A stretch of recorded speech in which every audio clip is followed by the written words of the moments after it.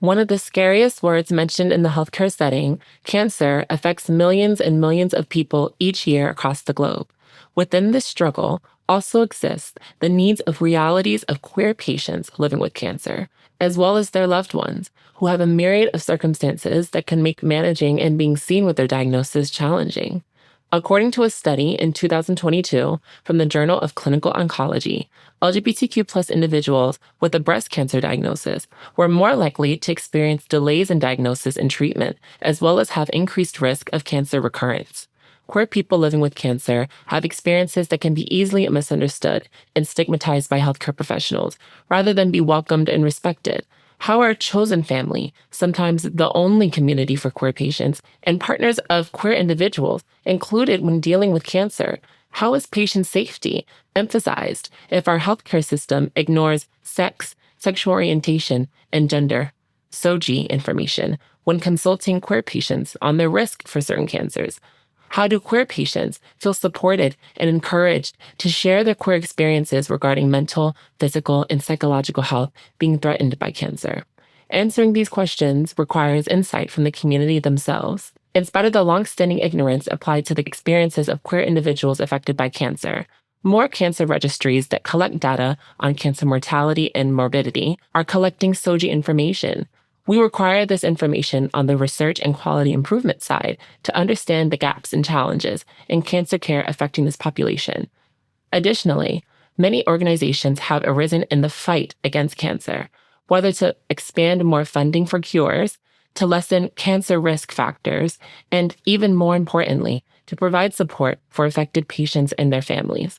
Leading one such organization, Stewart O'Callaghan speaks to us today about the incredible work of OUTpatients that serves as the only LGBTIQ plus cancer charity in the United Kingdom.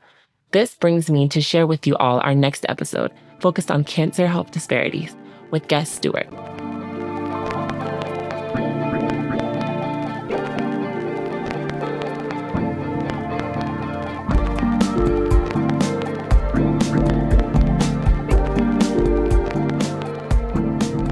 All right, everyone. So we are officially recording. So happy to say that this is another episode of the Equerity Podcast.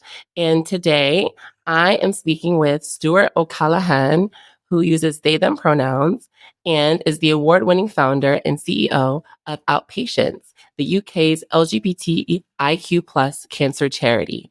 Building upon their personal experience as a cancer patient, the charity is proudly patient-led and working to improve the representation, information, and support available to LGBTIQ plus people affected by cancer. Welcome, Stewart. Hiya. So happy to finally talk to you over this medium. I know that we've probably had meetings before through working together outside of this podcast, but talking to you in another light is so enlightening. So how are you feeling today? Yeah, I'm good, thanks. I agree. This conversation's long overdue, so I'm really excited to get into it. Yes, super excited. Alrighty. So today's episode, as you know, focuses on cancer health disparities and LGBTIQ plus health. So the focus really is really to explore the work that you've been involved in, quite pertinent to the cancer charity that you're a part of, but also just talking in general thoughts about this important issue related to the general population and how cancer health disparities do appear and have manifested within different segments of the population. And so I wanted to begin first a little bit about the background that you have. And being in the charity nonprofit space can be significantly rewarding, yet require an immense amount of dedication and effort to gain support and get the ground running. I'm sure it wasn't easy getting started in this space. So, what brings you fulfillment from doing the work that you do?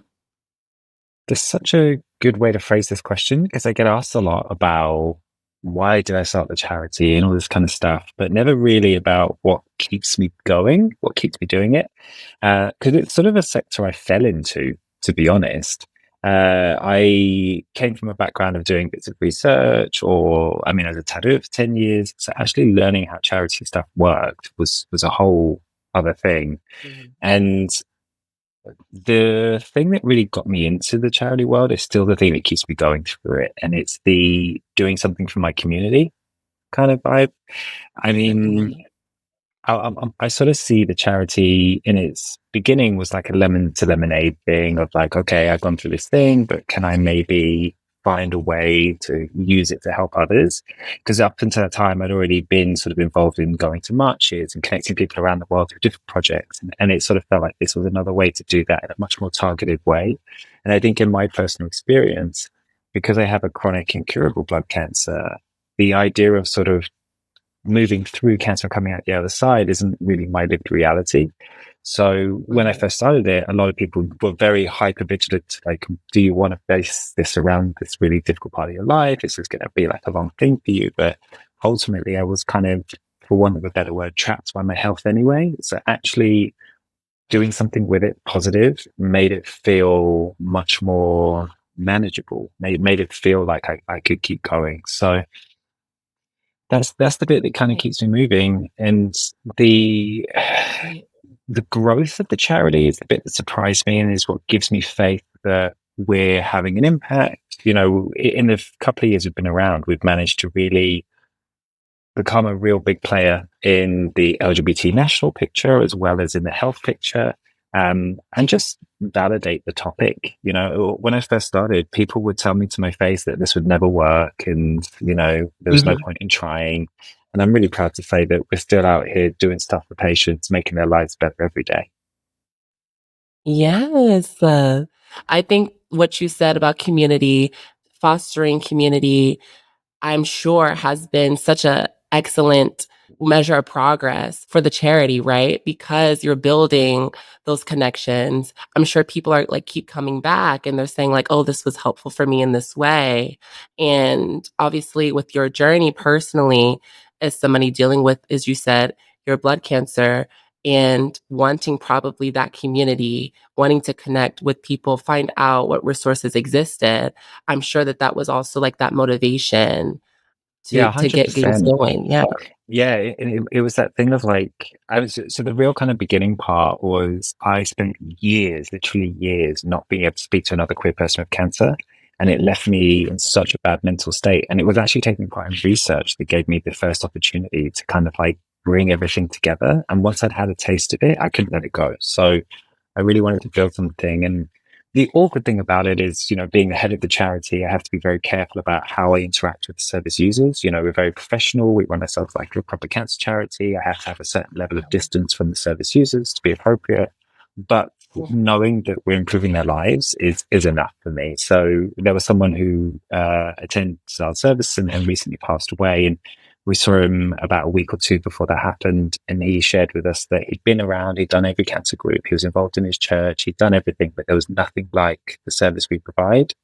And it was really important for him that he was able to have that community and tell us what that meant to him. And that was really, really powerful. So it was a real demonstration that like we are making a difference on a small scale. And I think the other arm of what we do is the bit that I sort of like as well, which is being an agitator and sort of going to these big systems, these rigid systems that have always been a certain way, who weren't built with us in mind, and really trying to queer them in some way. And it's the other great win for me is when we work with, let's say, like a branch of the NHS or some health service, and we show Mhm. them how it can be done differently. And they come back to us after the teething troubles of realizing what it means to work in a queer and inclusive way. And they come back and tell us that the perspective we gave them has now become a long-term shift for them. It's been a whole way for them to see their work moving forwards, and they've really learned and carried that in their own practice. And that's another thing, you know, bringing in that queer perspective. For sure. As we know, it's so important to have voices from the population in those rooms when it comes to handling protocols in the hospital regarding even as simple as visitation rights for cancer patients, or as deep as what types of decisions are made to progress someone from curative treatment to palliative care and like making those decisions, right? And like involving like the voices of queer patients, right?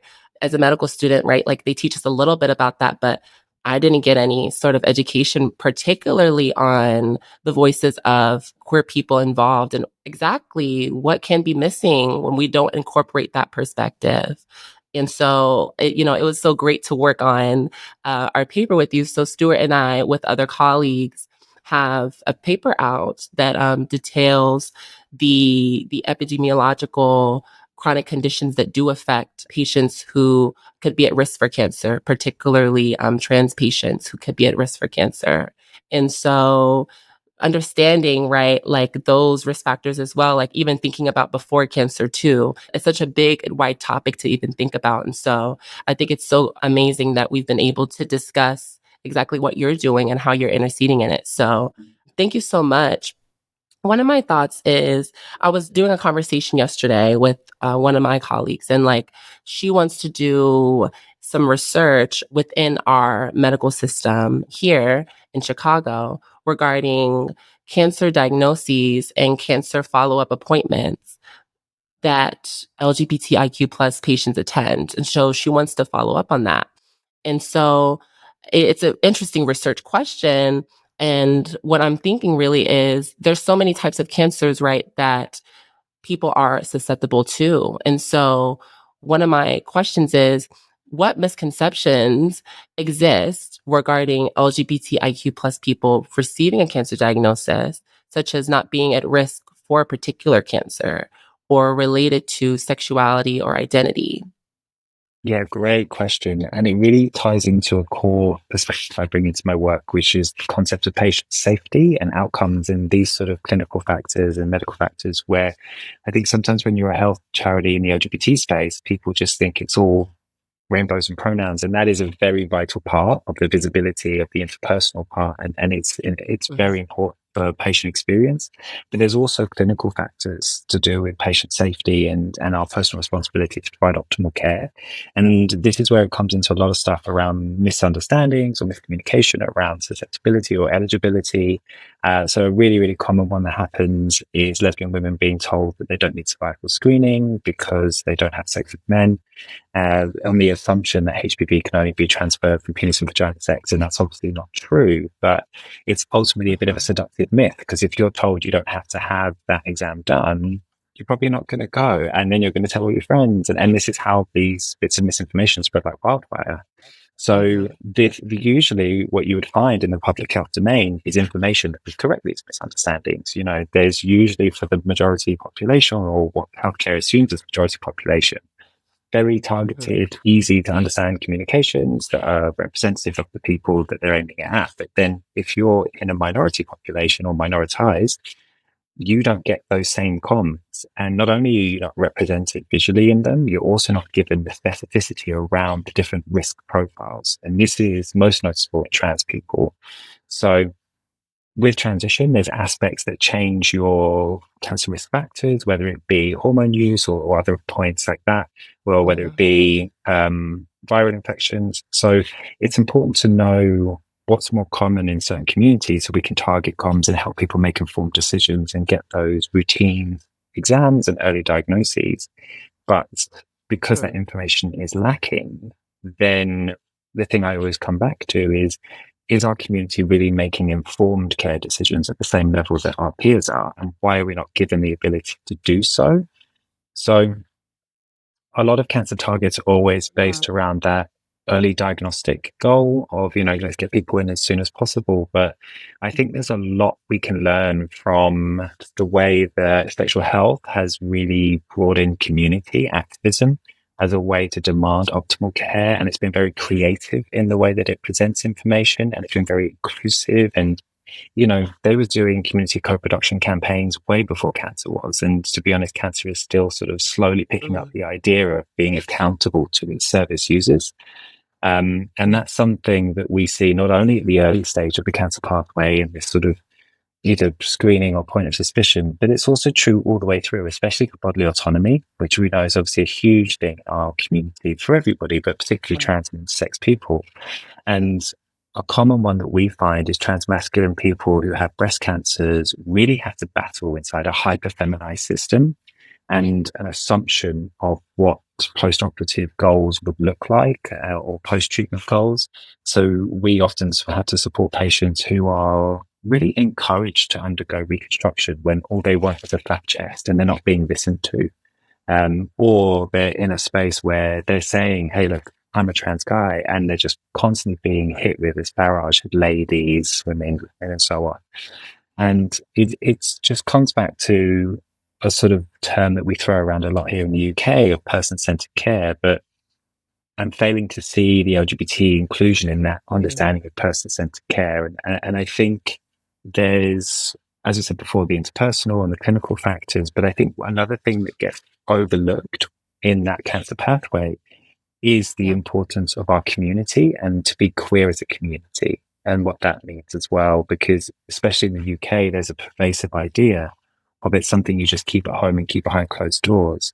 But actually, our community is where we find strength. It's our chosen families. It's the people we want around us at those key times. And NHS surveys here have shown that LGBT people are less likely to be told they could have that chosen family around them when they get the cancer diagnosis. So right from the beginning, they're more isolated, and it really needs to be challenged. Certainly, certainly. That's what you're a part of. You're a part of that wave of introducing perspective, of challenging that status quo. And there's so much to unpack in what you just said. What you said really is so rich of information, particularly in the experiences that these individuals can go through. Like, I just read a story that was on, I think, the NIH's Cancer Population Health website, I believe it was. And it was detailing a woman who had a cancer diagnosis. And if I remember correctly, that certain decisions that were being made were interference with her sex life, just with her partner, and that they weren't addressed, or that the provider wasn't well equipped to even answer those questions pertaining to her and her same-sex partner. And so I think those considerations, right, really lack from the conversation when we talk about cancer morbidity and mortality. And what you said is so rich in terms of, what can be provided to, like, the NHS, for example, when you're in those meeting rooms and you are having conversations with them. And I mean, I am a little curious because the NHS, I mean, it sounds like such a big player, obviously, in the system. And how was it in the beginning versus now interacting with the NHS, with your organization? I mean, do you have more regular meetings with them? Are they listening to you more? Or does it seem like it's still kind of dependent on who's in charge? Because I know that that can also play an important role when it comes to interacting with different players, whether in government or in nonprofits or in charities themselves. Yeah, that's a really good thing for me to reflect on. Even, as you were asking the question, it is interesting to compare and contrast of how far we've managed to drill our way into the big healthcare machine that NHS is. And to be honest, the more you get to the core of the issue, the more you realize how disjointed some of it is, because it is a huge health system.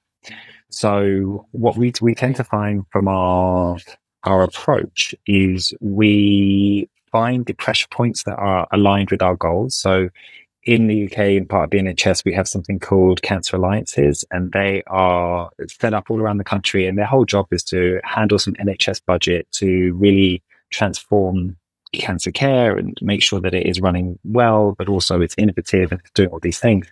So we're able to really lean on them and say, hey, we are innovative. We are giving you these new perspectives. And that works quite well.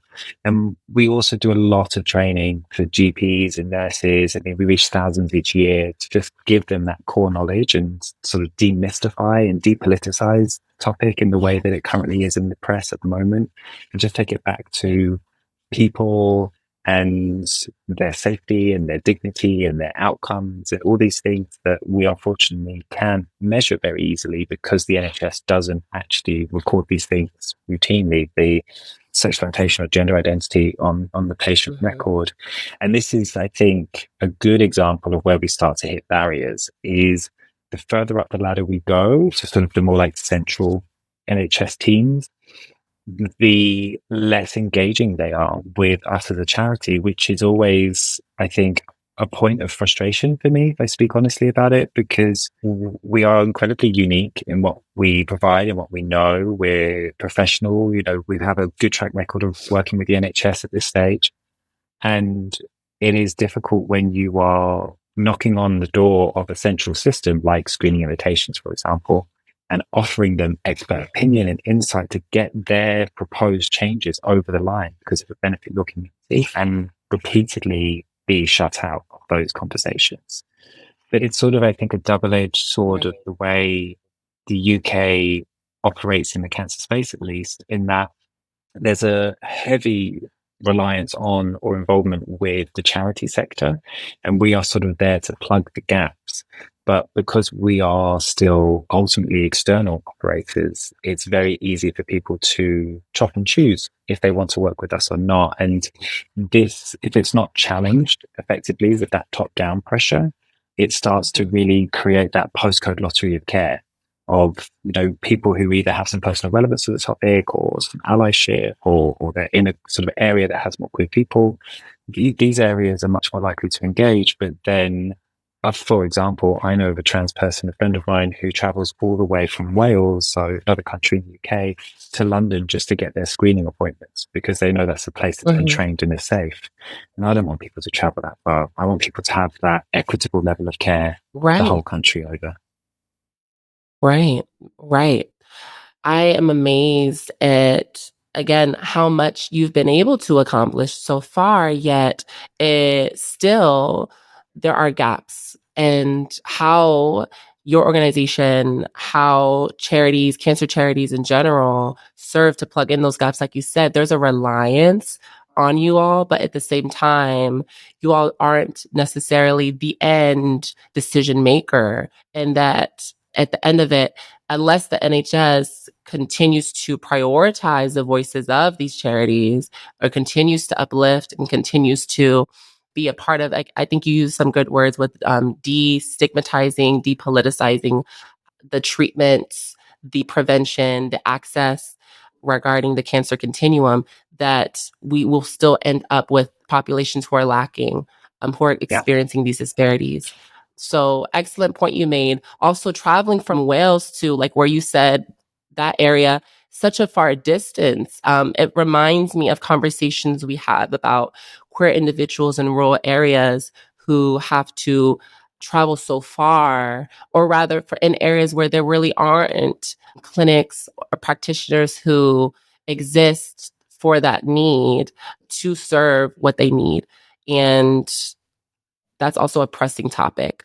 So and I think it's interesting as well, this sort of being the outsider, but being a reliable outsider. And it's the tricky thing of then ultimately, because you are external to the system, the choice to engage with you is very conditional, as you sort of touched on. But we are obviously living both in the US and in the UK in a really highly politicized time for our community. And that means people get nervous and they back off. And it's the time that we need the opposite, that we need people to engage and to understand things properly, because otherwise the call of public opinion just follows the news stories, follows like the TV anchors. It doesn't really get to the real actual community voice. And the thing I always have to remind the people that we meet who maybe don't get to speak to queer people all the time is that our lives and our bodies aren't inherently political, they're politicized. And we aren't the ones who always get to sort of create that narrative. We're almost, disempowered by how pervasive that narrative is, by people who have much more privilege and power and resource to spread it very far. And I think that's where, coming back to community, it's super important, because I feel like as a sector, we are putting out so many fires. It's hard to sort of see a clear path forward sometimes, but that's where leaning on each other can be really good. So we can give each other that sort of space when we need it. exactly. And with that, I wanted to get more into Outpatients itself and the wonderful charity that Outpatients is. And actually, I read that the organization was formerly named Live Through This. Is that true? Yeah, it is. So it kind of happened just because I never thought, Yeah, go ahead. yeah, like I never thought that we would be here, at this stage. I just thought it was going to be like a little coffee morning in my local hospital, just a chance for me to meet other people. And so at the time when I was still tattooing, I was listening to Courtney Love and Hole and listening to that sort of music a lot in the shop. And listening a lot to Live Through This. And I was like, oh, it's like right there for the taking. Like this is just, one of those little stars aligning kind of moments, and thought it would be a funny thing. But Right. as we grew, I sort of started to realize that people got the name wrong all the time anyway. It was living through that, or, something through this. It was always terrible. But also, I think it was a great way to kind of build some momentum in the beginning, but I got to the stage where I really wanted just like a one word name that was like really powerful, cuts through, it has a pun, it has that British sense of humor, but that it was also more inclusive of the palliative and end of life care community. That I think in the original Mhm. sort of beginning, I was incredibly naive to the sector. I was just a patient, no prior experience in the cancer sector, and wasn't fully aware of the breadth of experience. And the moment I Wow. sort of had my eyes open to that, it was really important for me Mhm. to make sure that the brand was updated to make sure that it worked for everyone. Right, right, right. And like you said, it evolved, right? Naturally, it evolved. I mean, obviously, well, my question was really like, it sounded like, but you already answered it. My question was going to be, how did the community voice their want for a name, particularly, or like any name change, if they did voice a name change? But it sounds like you kind of figured it out on your own. You were like listening We to did include people them. and go ahead. Yeah. So I was sort of sitting on this kind of like need for growth or change for a while, but at the same time, it came just as we were really starting to get some momentum. So everyone around me was a bit like, "Don't do it now. This is crazy." And I was like, "No, I really believe, like an ethical standpoint, inclusivity standpoint, I really want to do this like ASAP. I don't want to let it go any longer." So we actually worked with a brand consultant who is a queer person who had breast cancer themselves. And then we did a lot of community research, and we spoke to a bunch of different service users who had either accessed us or people who hadn't accessed us yet. And then we also spoke to our charity partners. So we just went to everybody and just made sure Mhm. that we could hear their ideas. What did they want from us? When we kind of settled on a potential, we took those potentials back to people and said, which one would you get behind? Which one feels like it's your community? And that's how we ended up settling on outpatients. Oh, I see. Yeah, so eventually you did have their voices, of course, but also that natural involvement, right, did involve that time with them to say, "Hey, this is where we are, and this is where we think we could be. What do you think?" I think we could do that in so many sectors when it comes to healthcare, just in general. We can start with saying, "This is where we are," being quite honest. "This is where we'd like to get to. What do you think? We have this plan, but probably need some updating, some real life inclusion of experiences. What do you have to say about it?" So that's incredible. And I'm so glad that you all are where you are now. So, one of the aspects of the charity that caught my eye was the offerings for not only support groups for patients affected by cancer, but also groups for caretakers and supporters of these patients. And imaginably, managing a cancer diagnosis with a loved one can be challenging. I am curious, how are the partners and caretakers of those with the diagnosis responding? And if so, in terms of the things that you've heard, what have you heard, particularly from these people after participating?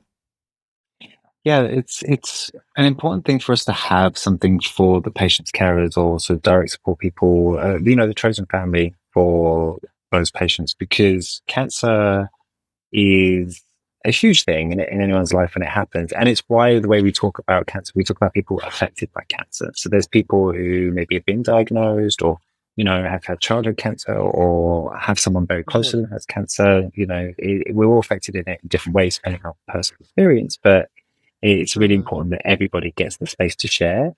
So we tried a few different things with people. So one of the things we try and do is we give them an online meeting to sort of connect with each other and sort of really find some camaraderie like we do with the patients themselves directly. Mhm. And it's always an interesting discussion because I think a lot of times the people who I've spoken to in that context ultimately are seeking some acknowledgement of what they're going through, a space to speak freely without having to be obviously Right. concerned about their partner's interpretation of their wishes or their sort of ideas for what treatment should be like or outcome goals. But often they're Right. just sort of also looking for tips or encouragement or advice on how to navigate this. I think a lot of the people we've spoken to, or that I've directly spoken to, we've got a couple of people that run that service over time.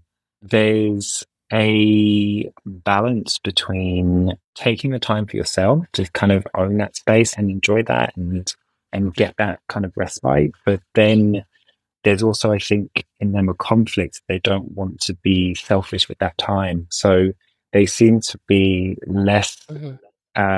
sort of repeated in their involvement. Whereas when you look at the patients, they've basically got their own community. They turn up every session. They all want to know how each other's getting on, and it's become very active. And they've built some really fantastic relationships. But we're also now looking then for the partners to see, okay, shall we host this? And also maybe start thinking about resources and advice bits and also plugging people into other carers. So maybe not just cancer, but maybe into other networks of queer partners and carers who do social events and starting to build a network in that way too. So it's something we're looking at right now. And again, taking a co-production parts. We've done our surveys, we've got a bit of a guide, and we're sort of excited to see what we can provide that helps people feel more prepared to support their partner whilst also supporting themselves.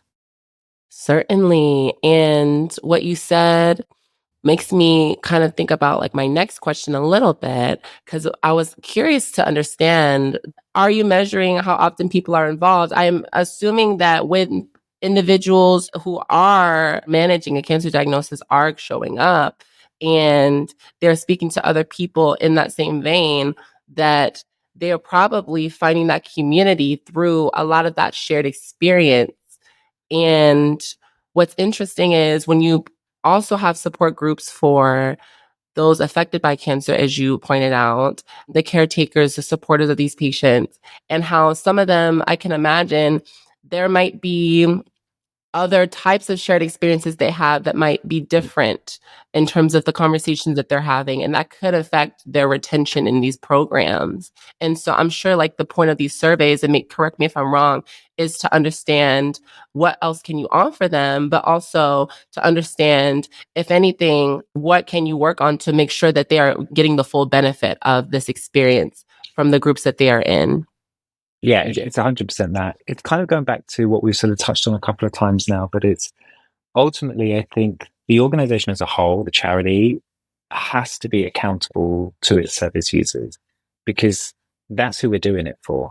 It's not an ego project for me. It's not something that I have to sort of be the head of and keep myself in the job. Like, no, it's for the Mhm, people who are going through it right now. And if they turned around and mhm, said, "You're not doing enough," then we need to really step up. And that's why we always make sure that in every session that we run, we take anonymized notes about sort of how many people turn up, who's the regulars, like what's some key themes that are coming up so we can kind of track where things going to people need additional support. We have a bank of signposting resources that people need them. We're always trying to connect people back into the community. And we mhm. also try and do these larger surveys every now and again just to kind of get that almost a global perspective of where are we at with this, how is this service actually running? And it can be really simple things of like, is it in the right time of the day for you?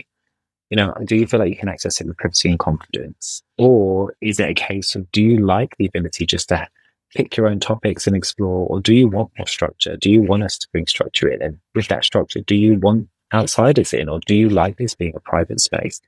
All of these things that I think a lot of services assume, and it's not right to do that. It's always worth checking with the people there because what Right, they have built, ultimately, we've given them the space, but they've built the community in there. They've managed to build that relationship with each other, and they've become, right. rightly so, very protective of it and protective of each other.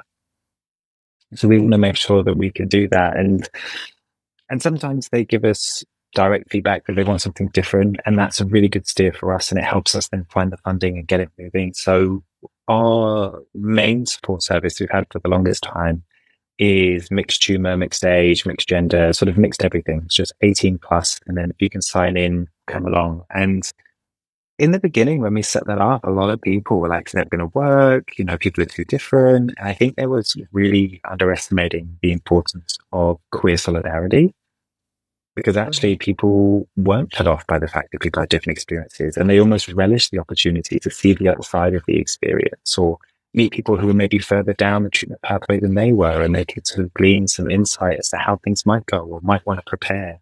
But we have also just launched our first tumor specific group. So that's a breast cancer group, and we do it alternating in person and online, so we can create sort of a physical space, but also we're not excluding people from around the country or further. And it's been so great, and we get some of the service users who've been with us the longest to actually be ambassadors to help us shape what that looks like and help us run these sessions, and they get to have some ownership of the space because again, it's really there for them. So it's been a really lovely approach, and I think that that aim to always be accountable is really embracing that queer mode of sort of breaking down the hierarchies and the way that things air quotes should run, and really places in that accountability that means it keeps our ego in check. It makes sure that we're always doing this from a community first perspective. Right. The community first perspective. I'm glad that you ended on that. But going a little bit backwards, what struck me in that response was if you can sign in, come along, right? Like, just like, go ahead and join, right? Like, there's no barrier really besides just making sure that there's really no barrier. It just sounds like there's really no barrier. It's for that person to take it up. You want to support those people in coming in, obviously, the most you can, but ultimately, like, you're not putting significant limitations on these groups. You're not saying like, oh, only XYZ people. Like, you're not doing that. It's very open. Having like that mixed group, as you said, like mixed age, mixed gender. I'm sure that's why it's popular, right? Because like the limitations are really lax. And so people feel like if they can start with any group, they can probably start with that one. So that's awesome.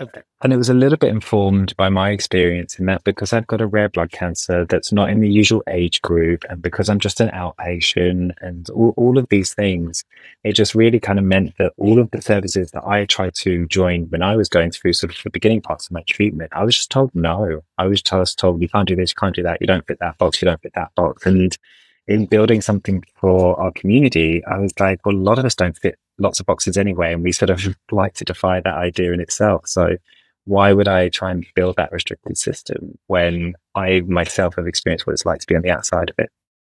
Right.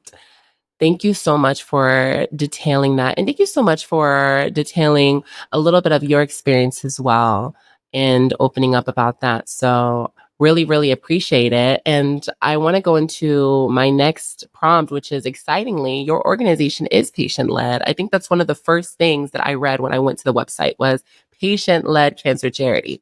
And more, especially in research, but also in the charity nonprofit spaces, we are realizing the importance of community led and engagement, excuse me, that emphasizes the voices of people with lived experiences and places them in the room where decisions are made. I'm wondering, since you have been in this field for a little while, and I'm sure you've seen other charities and how they operate, what differences exist between having a charity that is patient led and serving versus only patients serving? And I guess the difference is when you said accountable, you are accountable to your service users. I think to some extent, that can speak to this conversation of like, we are patient led, we are patient serving. But if the organization was just patient serving and it didn't necessarily have the voices of the community involved, what difference would that make impacting the services you provide? Yeah, it's it's a funny thing for me in that because I was diagnosed with cancer before sort of entering the cancer sector, as it were. The idea of sort of me doing something, because I'm a very type A personality anyway, and I always want to do something and build something, challenge something. Mm-hmm. So the idea of it being sort of patient led just sort of made sense without me understanding what that meant on like on a bigger scale. And then as the charity grew and people really started to really give a lot of focus to the fact that like it was patient led, it was really interesting for me to reflect on what that means then in practice. So beyond it just being a label, what does it mean in the way that we work? And I think for me, one of those things was really looking at it from the perspective of what does me being a patient actually bring to this?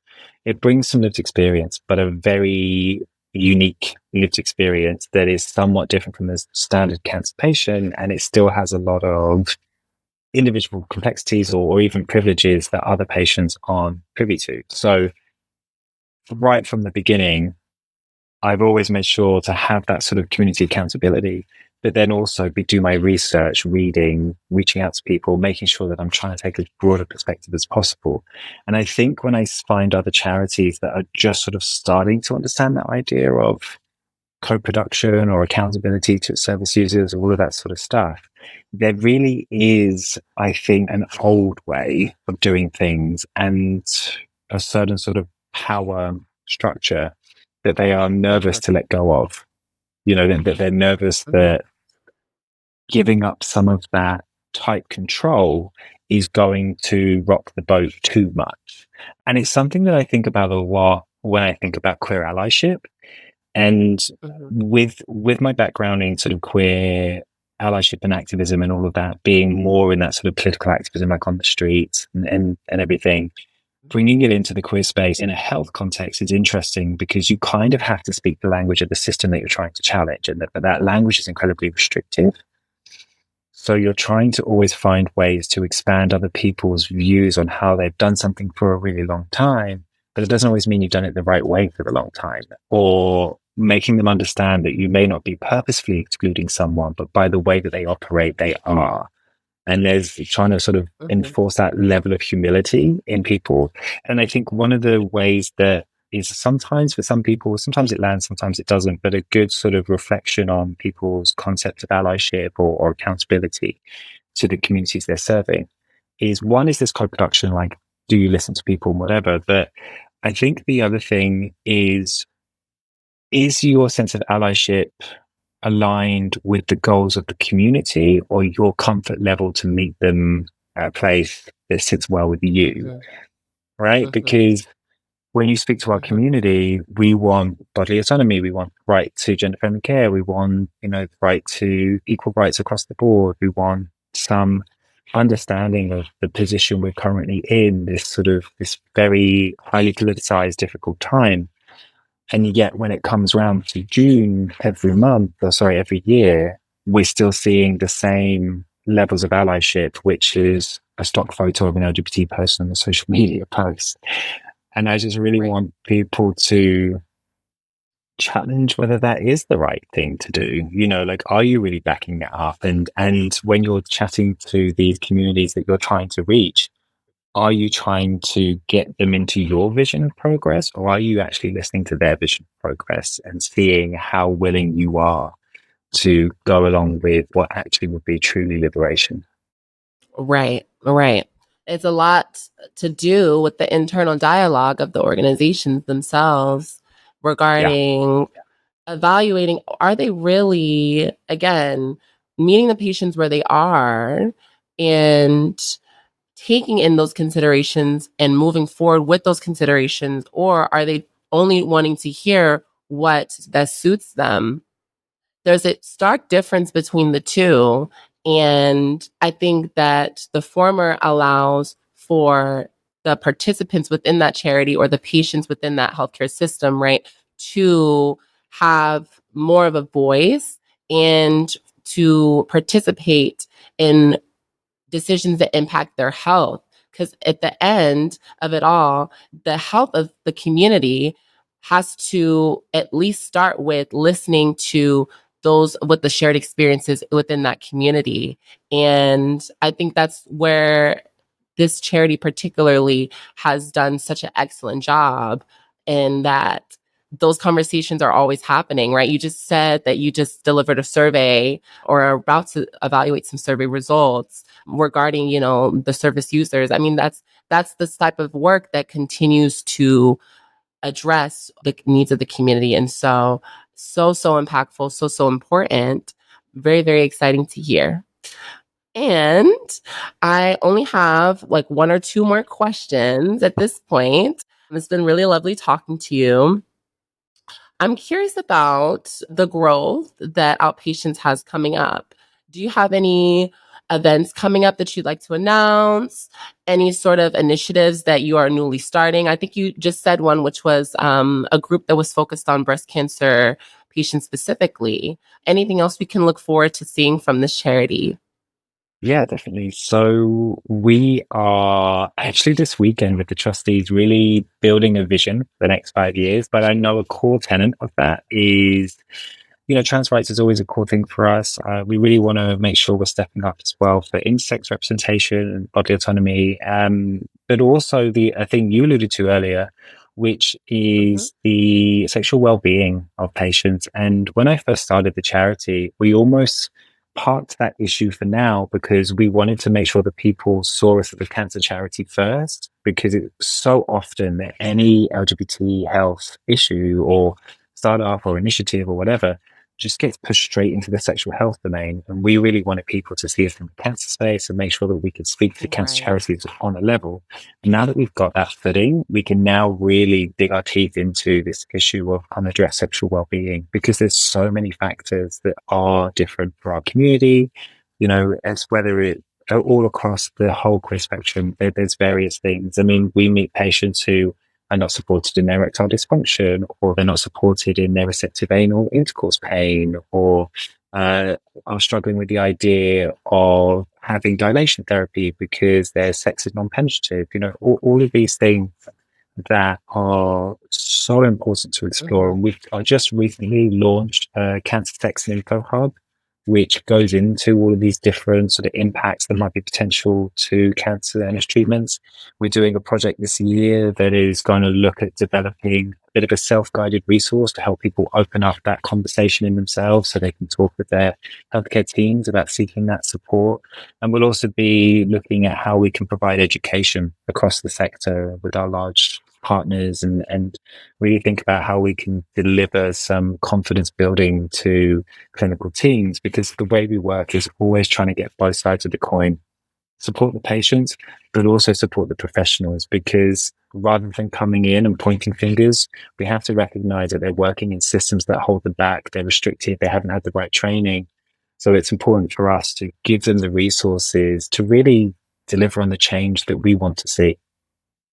Exactly, exactly. Sounds like a bunch of things are happening. You said that you're thinking outward in the next 5 years or so. I think that that's an important aspect of charity work, right? Is to be able to be forward thinking and to involve that mindset.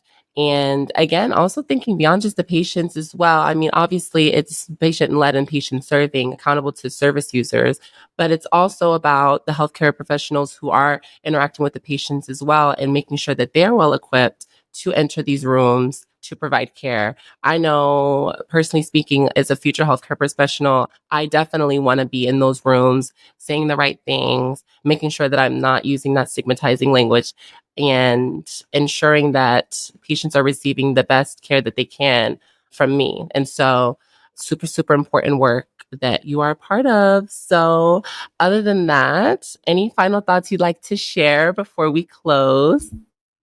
I guess just a big thank you for the opportunity to talk about this stuff. Also, in the way that you've asked these questions, it's such a nice way to have these questions come from that queer mentality of understanding what it is we're trying to do, and it not be seen as just the novelty LGBT cancer charity out there, but really understanding on that deeper level. So I really appreciate this, and I think more conversations like this happening publicly and on podcasts and between countries and everything is super important for our communities to see, but also the allies to see, of like how to talk about these topics with confidence and how to really get stuck in so that we can really work together to make things better. For sure. It's important not only, I guess, what you said from not only our community, right, in the queer spaces, but also in the allied spaces to have these conversations, right? I really do hope that the individuals listening in who are allies can understand where they can be helpful in these disparities and alleviating these disparities and incorporating kindness and compassion for the community, because ultimately I think that that's where the support that we need resides, so that we can get to these policy changes, we can get to these new initiatives, we can get to supporting, giving more money to charities like you know what I'm saying, that you have, right? Like that's where it resides. And so super happy to have this conversation with you. Really, really enjoyed it. And at this time, I'm going to end the recording. Thank you all for listening in. Months ago, I had the privilege of reading the Cancer Journals by prolific Black, feminist, lesbian writer Audre Lorde, where she wrote during her breast cancer treatment, loss for her breast, and being treated in the hospital. This is it, Audre. You're on your own. OUTpatients serves as the perfect example of an organization interceding in this issue that queer patients have traditionally managed their cancer alone. Engaging these individuals with their peers allows for the brave sharing of experiences and feelings of relief after doing so in a non-judgmental space. We need organizations like OUTpatients to exist across the world because cancer clinics, while focused on care and treatment, generally do not have the time and/or resources to foster these healthy conversations on emotions and well-being.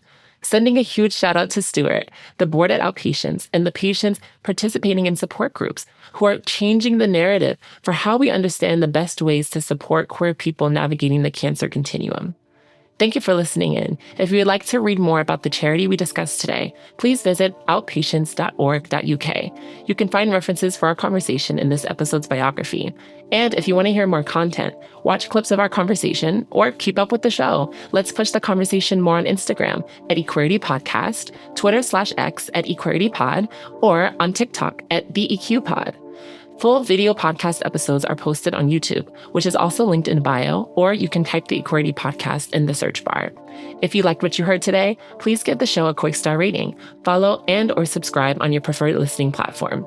Take care and see you in the next episode.